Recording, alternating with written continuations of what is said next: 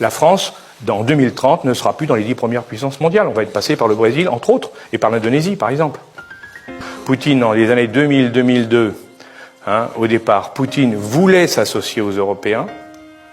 On n'a pas voulu le faire pour des raisons politiques, et on va le payer très cher, parce que si c'était associé à nous, ça permettait de faire un bloc qui était homogène par rapport aux Américains et par rapport aux Chinois, alors que là, il est en train de s'associer aux Chinois parce qu'il n'a pas d'autre choix. Le problème de la France, c'est que tous les 5 ans, on change de politique. Alors, c'est bien gentil, mais sur le fond.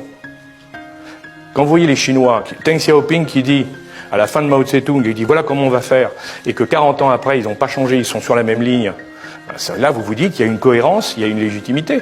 Nous, c'est pas le cas.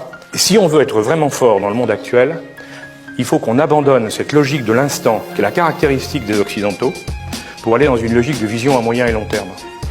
Quand ensuite ils disent, pour repartir vers l'international, on fait les routes de la soie, la route maritime et les 2 routes terrestres, bon, pourquoi on fait ces routes-là?